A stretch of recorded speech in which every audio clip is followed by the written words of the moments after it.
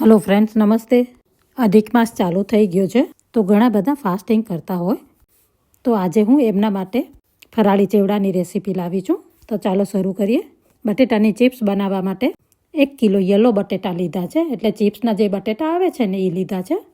એની skin કાઢી પતલી ખમણીથી ખમણી લીધા છે. હવે એને છૂટ પાણીથી ધોઈ લેવાના, 2-3 વખત ધોવાના, તો એનો સ્ટાર્ચ બધું નીકળી જાય. ચિપ્સને સારી રીતે ધોઈ અને કોઈ જાળીવાળું વાસણ હોય એની અંદર નાખી દેવાની.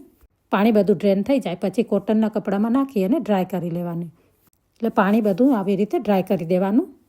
બટેટાની ચિપ્સની અંદર પાણીનો ભાગ રહી જશે જો, તો જ્યારે તેલમાં નાખશું ત્યારે તેલ બહુ ઉડશે, એટલે સારી રીતે કોરા કરી દેવાના. અહીંયા તેલ સારું ગરમ થઈ ગયું છે તો એની અંદર બટેટાની ચિપ્સ નાખવાની. ચિપ્સ તેલમાં નાખશો એટલે તેલ ઉપર આવશે, એટલે જારાથી ચિપ્સને ઉપર નીચે કરવાની થોડી વાર, એટલે તરત તેલ બેસી જશે, નહીં તો તેલ બધું બહાર આવી જશે. હવે ચિપ્સ પણ કુરકુરી થઈ ગઈ છે, એટલે ક્રિસ્પી થઈ ગઈ છે. હવે એને કાઢી લઈએ. અહીંયા તમે જોઈ શકો છો ચિપ્સનો કલર કેટલો લાઇટ છે.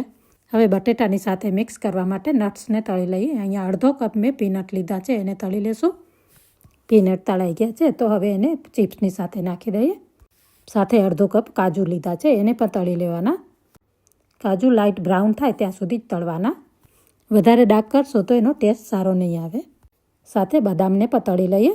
ફરાળી ચેવડો બનાવવા માટે કોઈ વસ્તુનું મેજરમેન્ટ કાંઈ નથી. તમને જે વસ્તુ જેવી ગમે એ પ્રમાણે તમે એડ કરી શકો છો. અહીંયા કઢી પત્તાને તળી લેવાનો.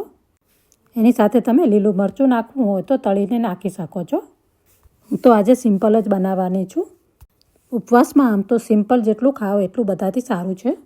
અહીંયા બધું સરખી રીતે મિક્સ થઈ ગયું છે. ટેસ્ટ પ્રમાણે નિમક, 1 ટેબલ સ્પૂન સુગર, 1/4 ટીસ્પૂન લીંબુના ફૂલ નાખ્યા છે. લીંબુના ફૂલને આમાં ક્રશ કરીને નાખ્યા છે, એટલે એનો ભૂકો થઈ જાય એટલા માટે, તો એનો ટેસ્ટ સારો આવી જાય. આવી રીતે નાખીને તો, ને 1 ટીસ્પૂન જેટલા લીલા ધાણાને મેં માઇક્રોવેવમાં સુકાવીને નાખ્યા છે. માઇક્રોવેવમાં સુકાવી અને હાથથી એને પાવડર કરી દીધો છે. એવી જ રીતે તમે કઢી પત્તાના પાનને પણ કરી શકો છો. અહીંયા બધું સારી રીતે મિક્સ થઈ ગયું છે. આપણો ફરાળી ચેવડો તૈયાર છે. આ ચેવડો તમે ફરાળ સિવાય પણ ખાઈ શકો છો. પણ એની અંદર ચાટ મસાલો અને બીજા મસાલા તમે જે જોઈએ એ નાખી શકો છો. તમને આ રેસીપી ગમી હોય તો લાઇક, શેર અને ફોલો કરજો. Thank you for watching.